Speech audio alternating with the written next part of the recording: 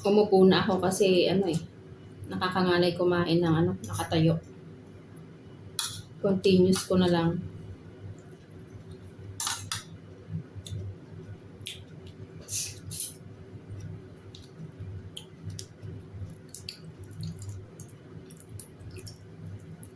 Paggising ko kanina ng ano, ng mga alas 10,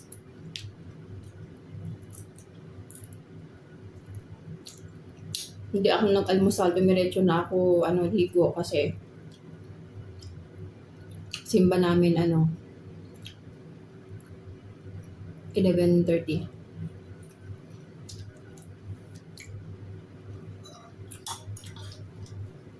Walang ano, walang almusal, dire-diretso. Alas 2 na natapos yung ano, yung misa.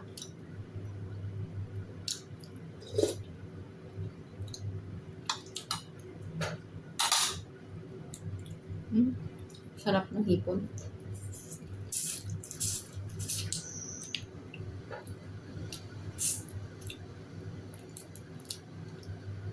Magpaplansya pa ako pagkatapos ng kumain.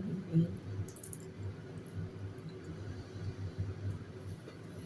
Actually, ang rest day, hindi naman talaga siya rest day.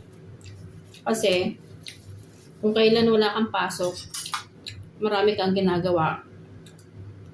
Maglalaba, magpaplansya, maglilinis, wala ano pa.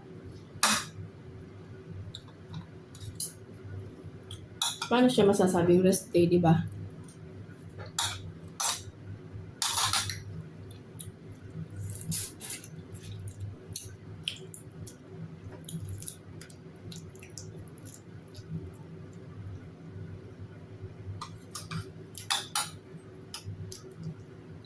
Kahit hindi ako nagra-rice. Lumaki ako ng lumaki, kakakain ng tinapay.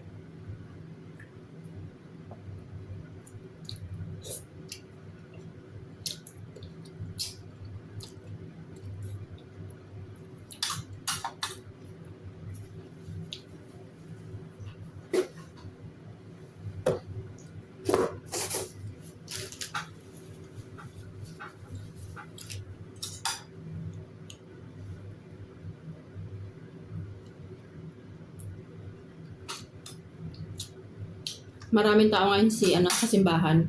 Maraming mga nagtitinda. Mga mini bazaar.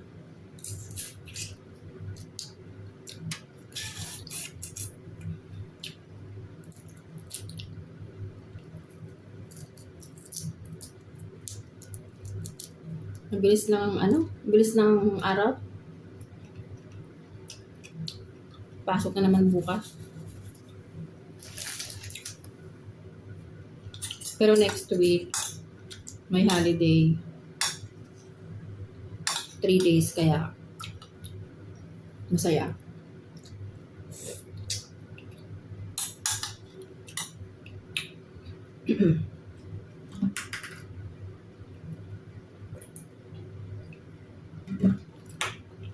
Hindi kailangan gumising ng maaga.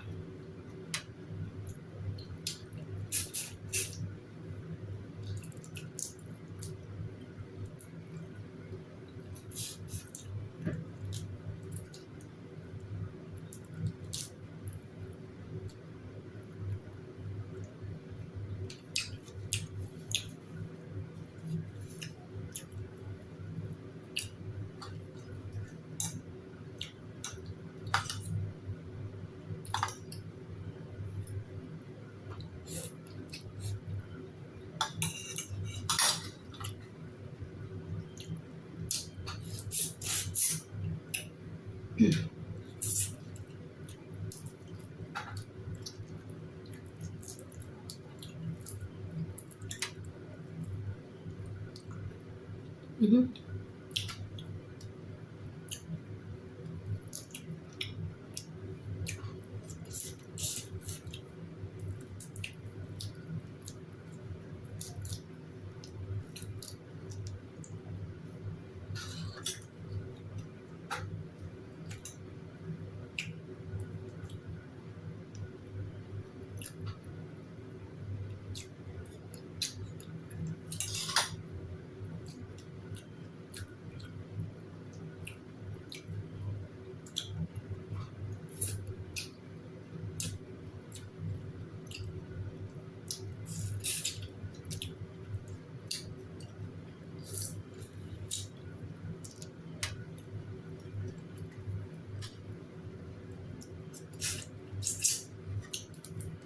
Sa Pilipinas, maraming mga mga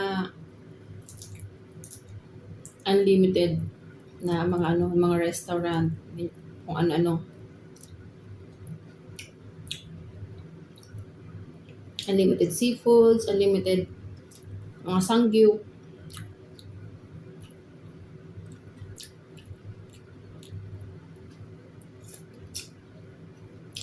Biglang nauso yung Dati, ang unlimited lang sa atin, unlimited rice. Sa mga inasal.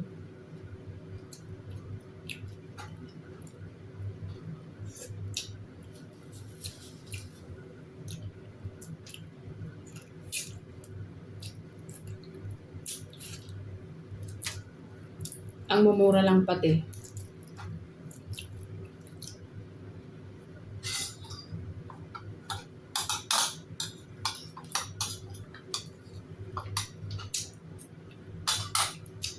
Malaking tulong din yung mga vlogger na pinopromote saka in-endorse nila yung mga yung mga maliliit na mga kainan sa Pilipinas kasi nagte-trending talaga siya. Pinupuntahan ng mga customer.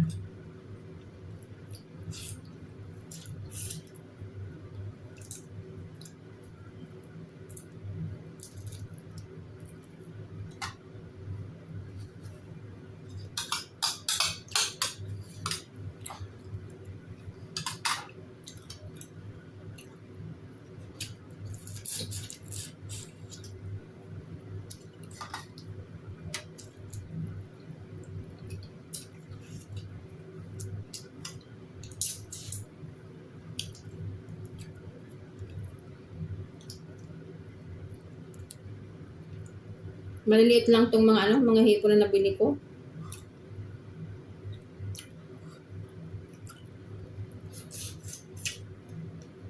Kung nasa mga ganito naman, okay na ako. Kontento na ako eh.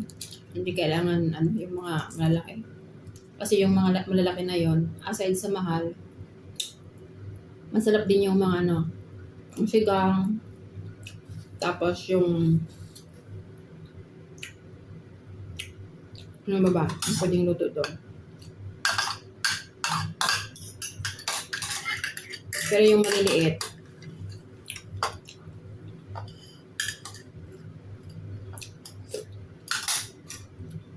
sa akin gantong size okay na.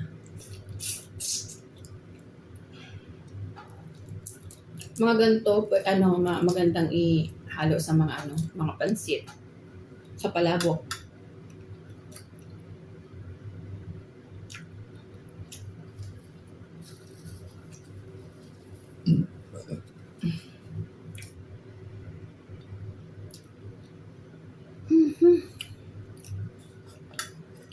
Ubos. Ito yung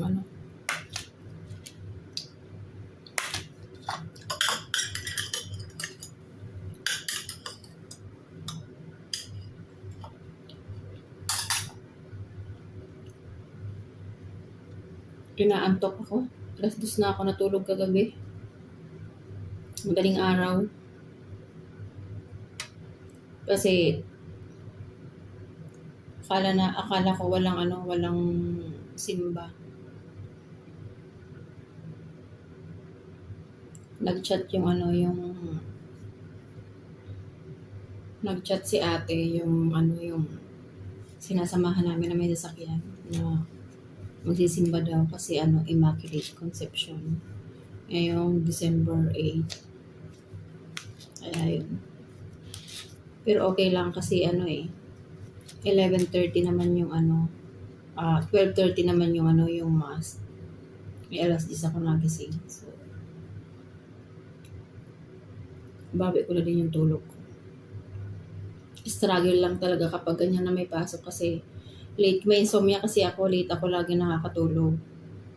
Kahit ipikit ko yung yung mata ko, yung diwa ko, kung ano-anong mga naiisip. Gising na gising pa din. Late ang tulog, tapos ang gising mo maaga. Hindi mo mababawi yung yung tulog mo. Kaya, kahirapan.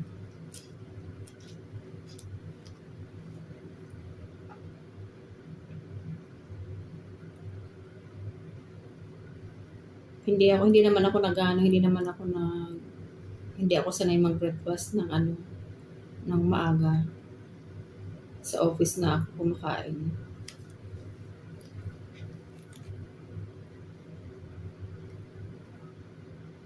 Kaya okay lang. Ang gising 6:40 yung pick up sa amin. So, ilang minutes lang. Kasi pagkakain ka pa sa umaga, kailangan mong gumising ng mga 5:30, magluluto ka, kakain ka. Hindi ako sanay sa gano'n kasi kahit nung bata pa ako, hindi ako sanay kumain ng maaga talaga.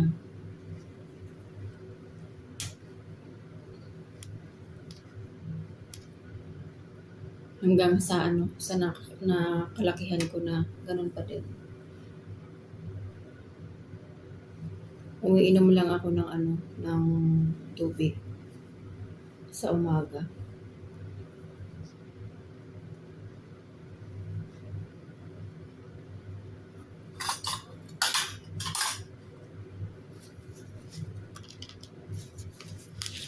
Ayan. So, nagkaroon na naman tayo. Napakwento na naman tayo. Hanggang dito na lang ang aking video muna.